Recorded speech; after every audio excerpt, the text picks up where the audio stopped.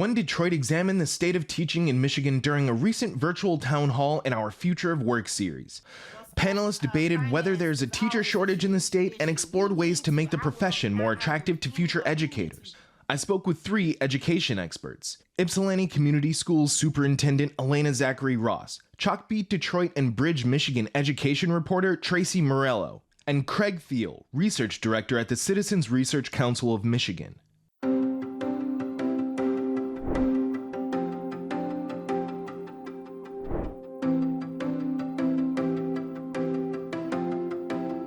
What are some of the bigger issues that we're facing today? Right now, Michigan has been struggling for a long time. It's been in the bottom half of states as far as performance of schools. And Michigan students were really starting to gain some ground before the pandemic.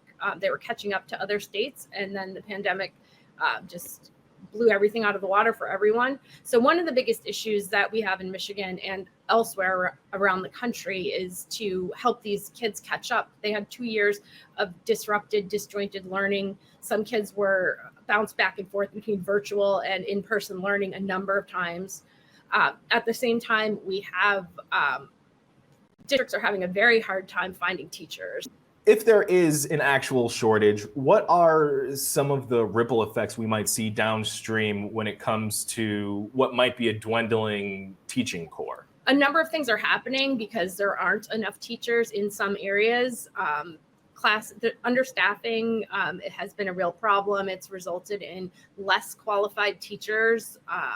At the same time, it's really motivated teacher prep programs to get on the ball and really try to attract candidates from different segments. A lot of second career teachers are coming into teacher prep programs now. School districts are making efforts they're calling it grow your own. They're trying to get their paraprofessionals, bus drivers, any kind of support staff that's already in the schools. They're finding ways to help train them to become certified teachers. But if this doesn't get done, we're really facing some trouble down the road. We're going to have an underprepared workforce. So this is really something crucial. It's urgent. I'd like to bring in the research director for the Citizens Research Council of Michigan, Craig Thiel, and Ypsilanti School Superintendent, Dr. Alena Zachery-Ross. Thank you both for joining us today. Hi, thanks for having us. Yes, thank you for having us, Will. I really appreciate the opportunity. Absolutely. So, Craig, let's start with you, with exactly what we're talking about. Is it a shortage or not? Because some of the work that you guys have done indicate that it's not as clear cut as simply being a shortage of teachers. So could you just explain that a little bit for us? Just in summary, what we know is that certain schools in certain locations and certain classrooms are much more harder to fill with a qualified full-time instructor than other classrooms and districts and schools. We can talk about the details of that, but I think that's an important nuance to understand. And just, if it goes without saying, but I'm going to say it anyways, the research literature, again, suggests that the number one input into the performance of our K-12 students throughout their careers is having a highly qualified teacher in front of them, leading instruction, developing curriculum, leading instruction, helping students that may not be on the path to success, and intervening when that's necessary. So the teacher is the most important component in our whole K through 12 education system. Dr. Ross, we've alluded to it a couple times already. You have real world experience with dealing with this stuff. Are Ypsilanti schools feeling a shortage of teachers, and how are you navigating that? What are you seeing? What do you encounter? Definitely, we see shortages in all staff. Is not just the teacher shortage, but that's the one that's the most impactful in our classrooms. And I definitely agree.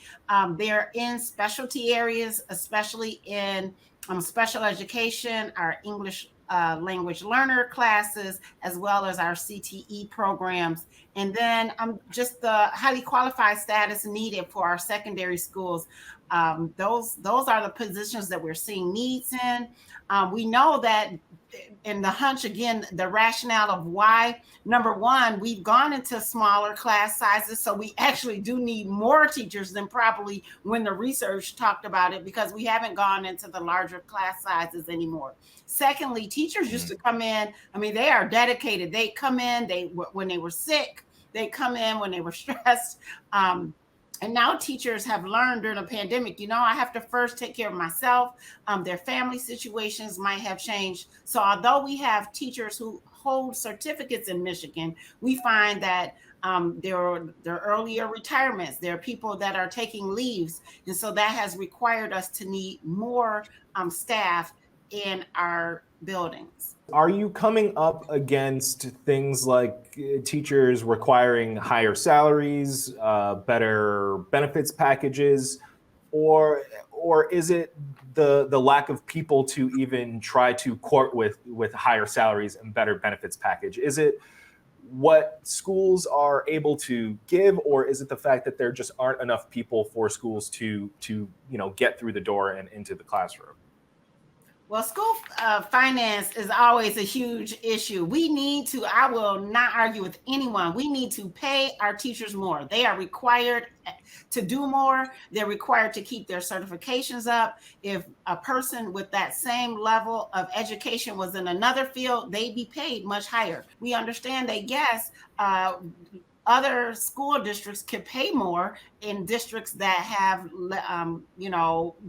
taxable house values that are higher. And so that then brings the competition, and teachers being recruited with the shortage, teachers being recruited to other districts, teachers going to other districts due to that. You were talking about competition, and that's very real now. Especially, we have every state in the country has gotten massive amounts of federal COVID relief funding that has trickled down to almost every school district in the country. Craig, what are you guys going to be paying attention to as all of this money pours into the education system? What are you going to have your eye on? Well, it's a great question, and there's a lot of money. Just to lay the numbers out, Congress, over the 3 emergency packages for K through 12, allocated $190 billion across the country. Michigan's take of that is about $6 billion. If it's just the school board and the school administration deciding how to spend the money, that's not meeting the congressional intent. And there are some set-asides, as Dr. Ross mentioned, with the federal money. There's a minimum threshold of 20% has to go to address learning loss. Ultimately, taking the pulse on how efficacious the use of those dollars were in terms of getting those kids. So one, seeing if the monies are being budgeted for those purposes, and then seeing to what extent, those districts that were identified as losing the most in terms of the progress have made it up.